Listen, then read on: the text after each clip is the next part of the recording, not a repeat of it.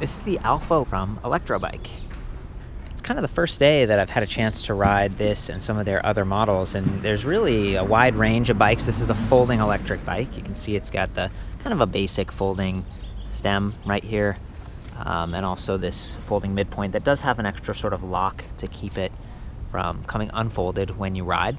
It feels pretty solid to me. It rides pretty well, and it's very compact. You can see just a pretty low step through point, nice sort of handle reinforced tubing right here, and extremely small wheels. So these are 16 by 2.125. So the 2.125 is this diameter right here. Creates like a nice kind of cushiony feel, a little bit wider than traditional tires. And I really like that it also has a suspension fork up front. And I've actually felt that, like riding around. It's not so stiff that someone like me who's a little bit lighter weight won't get the benefit of that extra cushion. So I really like that, because when your wheels are smaller like this, they tend to fall into the cracks and potholes a little bit more versus spanning them. It can kind of become an uncomfortable ride. So complementing that suspension fork is a suspension seat post from ProMax. So that's kind of nice. You know, it's not a ton of travel and it's more basic, but it's better than nothing. We've got a nice Sully Royale freeway saddle, kind of a gel-based saddle, also very comfortable. Some really nice touch points on this bike, including the ergonomic sort of stitched grips. They're not super soft, but they just give your hands a little bit more of a rest. And being kind of compact and folding, just the whole bike is a little bit closer, so it tends to be a more upright body position when you ride this thing. So I really like it. I'm enjoying it a lot. This bike's $1,000, comes with a 1-year comprehensive warranty, as well as like 7 years on the frame. ElectroBike is a company that's from Mexico. They started in Mexico City. They've got like 25 stores there now, and maybe like 5 in the United States, including Santa Monica, which is where I'm testing this. So it's beautiful. It's nice to get out and enjoy something like this. And I can imagine being able to fold it up and toss it in your trunk, take it places easily. There's no quick release on the front or rear, but the wheels are so small, I'm not sure you need them. I love that this one actually has a 6-speed drivetrain, even though it's extremely low-end parts here. Shimano Tourney, that's sort of the most basic that they offer.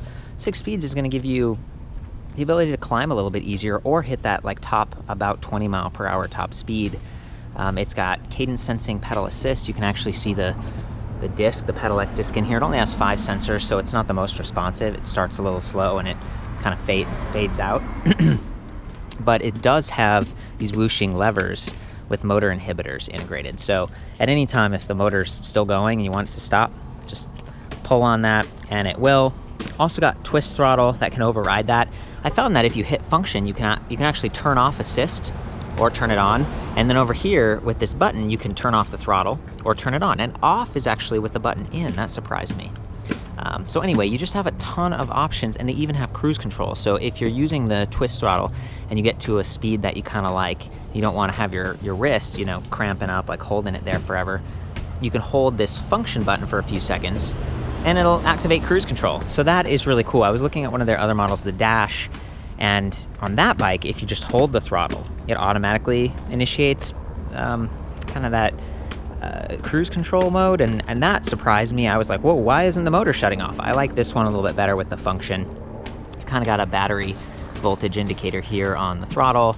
You've also got 4 little battery marks over here on the LED display, low, medium, and high for pedal assist level, and then the on-off for assist. So it's pretty cool. You've got an integrated headlight. If we press that in, kind of see these 4 LEDs. That's really nice because it runs right off the main battery pack. You don't have to worry about, you know, extra AA's or anything like that on the front, but you do on the back. So thankfully they do have a backlight. That's really nice. Looks like 3 LEDs, but you do have to turn it on manually yourself. Makes it a lot easier to forget and run those batteries dry.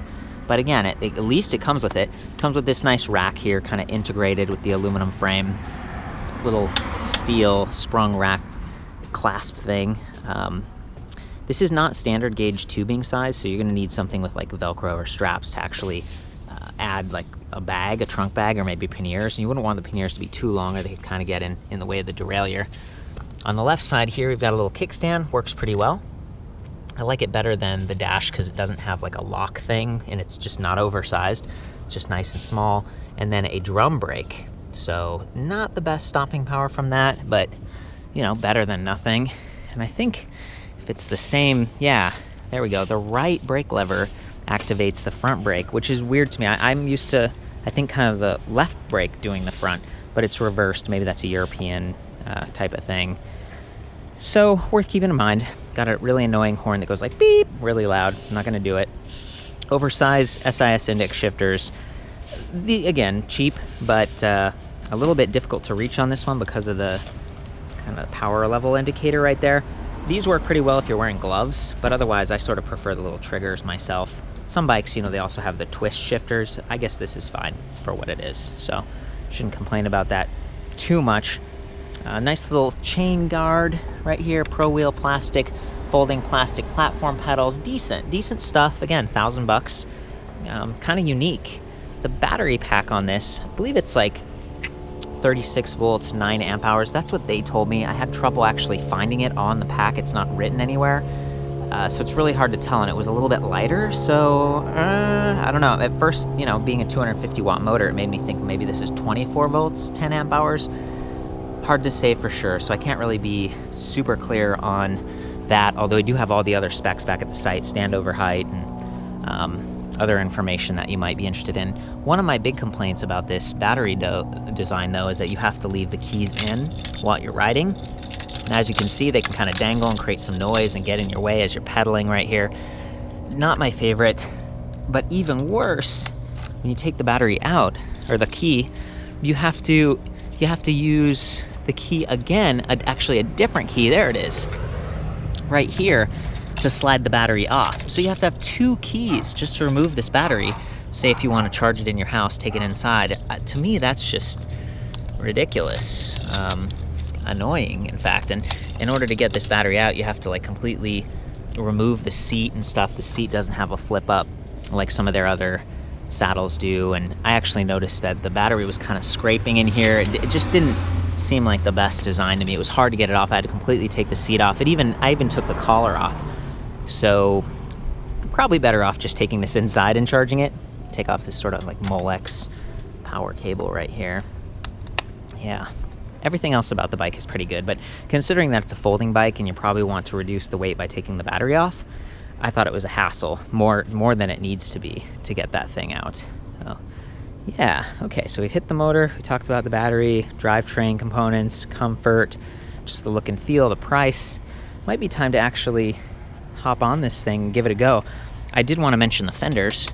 They're pretty solid, kind of metallic here with a little mud flaps, so that's nice. Like, again, it's hard to find fenders for uncommon wheel sizes, so it's nice that they include them here.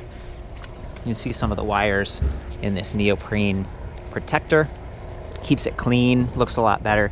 Down under the frame, you can see the jumble of wires just sort of running along the base versus having like a completely purpose-built frame.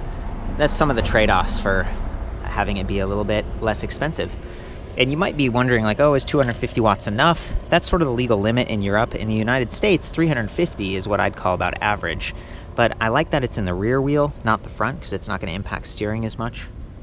And frankly, given the smaller wheel size, I think you end up with a little bit more of a mechanical advantage, right? The motor doesn't have to work as hard to turn this huge wheel. It's all kind of tucked in, better leverage that way. So, very cool. Okay. I think we're ready to go. I think that's about it. So I've got the keys in, they're turned to on. Go up here to the display, on, off. Got our battery level, everything's good. I think we're all set. I'm gonna turn auto assist to on by hitting function so you can see how responsive pedal assist is. We're actually not super responsive, but just get some idea.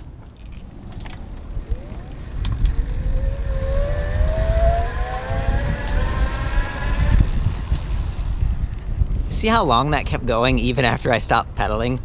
You know, that's what I'm talking about. I have these nice brake lever inhibitors. I also just realized it's like I had to turn the throttle on for assist to work. Like, I had that button pushed in a moment ago and assist wasn't working.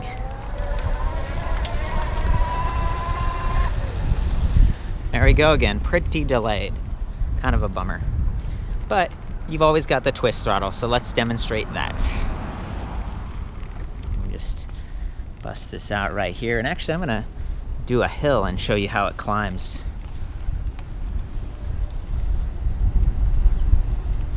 Oh, you know what? I think I understand it now. It's like the throttle isn't working, so it's either you're in assist mode or throttle mode only with this bike. So right now I'm in assist mode. Right here, I'm gonna hit function, and now the throttle works. Okay, so it's one or the other. Just kind of keep that in mind. Here we got our hill. Nothing too bad, but we'll start from rest and see how it does.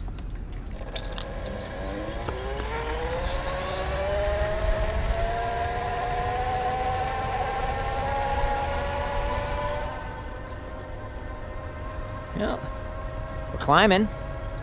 Not sure exactly how fast we're going because there's no LCD display. It's just kind of the basic LED power indicator selector thing. But, you know, gets the job done. I keep kicking those keys back here. You can kind of see right where my feet go. It's kind of a bummer. Something they could maybe improve upon. At least get one key for both locks. But, you know, it's trade-offs when you're saving a little bit of money. So, yeah. I think that's it. That's the ElectroBike Alfa. For the full write-up on this and some of the other ElectroBike models, see you back at the site, ElectricBikeReview.com. As always, ride safe. And I think maybe I didn't mention this. They have rentals at some of their dealers. So this is one of the places you can go. You could try one of their bikes. Or if you're in Santa Monica, you know, it's beautiful. It's nice to just hop on a bike, take it out, and enjoy yourself on the boardwalk or whatever. So that's kind of unique to this company. So check it out. Cheers.